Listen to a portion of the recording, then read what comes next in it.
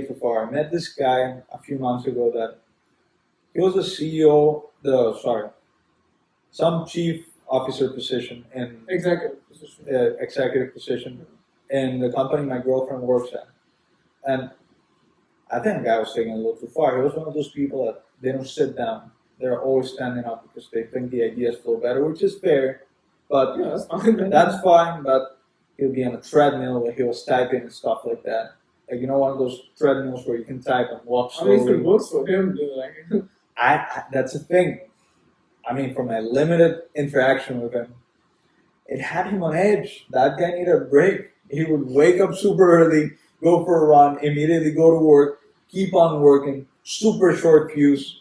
And I think personally, okay. that was the reason. Like, what I mean is, obviously, I'm sure it works for some people to balance, but what I mean is, you should also work yourself to the ground in the name of productivity. You should find a balance where it's sustainable for you. No, dude, productivity means that, like, dude, that's what we said in the beginning. Productivity doesn't mean busy work. Yeah, exactly. No, yeah, that's right. But, if you kept going doing something meaningful, yeah, it's still meaningful. It's not necessarily busy work, but at some point, you're actually hindering yourself. You need a break. Yeah, you may have productivity for the short time horizon. Yeah, exactly. It's not sustainable. Yeah, if it's not sustainable, then you're just hurting yourself because that's never the end goal is never short term. It's always long term. If your goal is short term, then you need to change your goal because, this is another opinion, but if you're aiming, okay, let's put it on a scale from 1 to 10.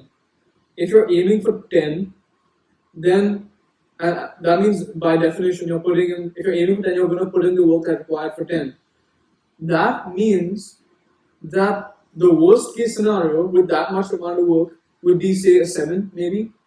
But if you're aiming for a 5, if you're aiming for a 7, then you only put in the work that's needed for a 7. And in that situation, worst case becomes 4. Fifth proportion. So the point is, but it's not. The point is the 10 is always long term. Always. That is true. And again, so just to recap, it's more about striking the balance between being productive to the point where you're. No, that's what I'm saying. Productivity means long term. Yeah, exactly. No, but I was going to say. It's called fake productivity. I was going to say, it's striking a balance between doing shit that's actually meaningful and like you're getting somewhere and making that sustainable. Yeah. So that you can maintain it for extended period of time rather than maybe you'll bang out the first piece of work, the first box of work. Then you'll burn yourself to the ground in the process, and then what good are you for the rest? Dude, I came across this really interesting story. There was this company named Valiant, okay?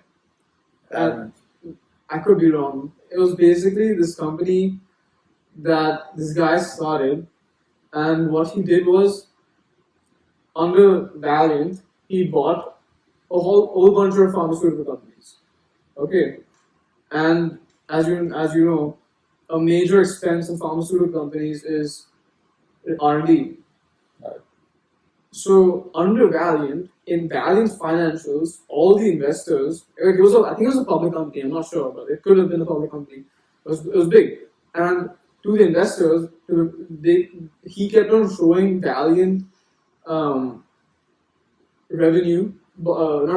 profit on a constant increase. Okay. And the investors were like, sick, it's working, they're doing something right. And they kept on pouring money, the value of the company kept on skyrocketing.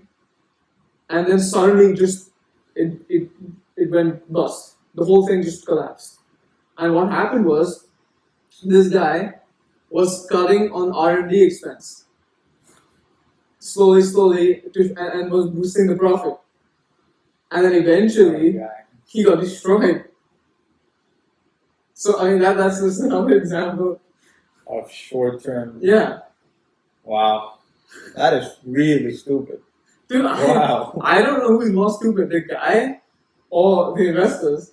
Yeah.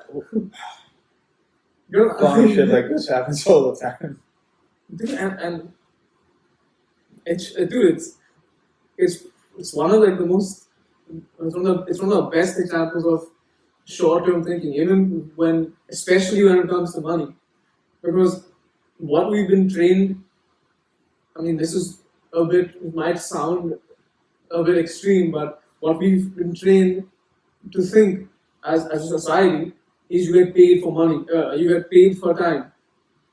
Yeah. So you work X hours, and as soon as that's done, you get the amount of money for that time. And on the flip side is you don't get paid by time, but you get paid for value, the amount of value you create, and more generally, more often than not, that looks like an exponential graph.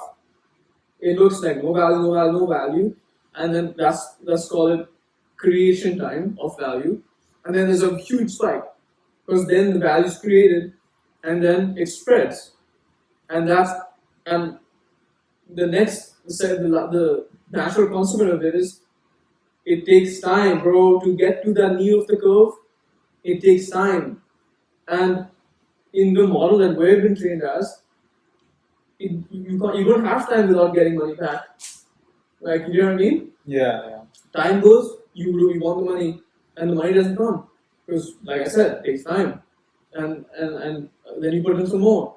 It again doesn't come because it takes time, and then you're like, it's not working, or I'll stop, and then you never get to the end of the curve. Instant gratification versus also Delayed sustained growth.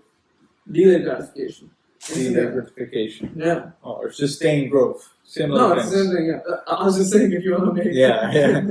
equal comparison. And dude, I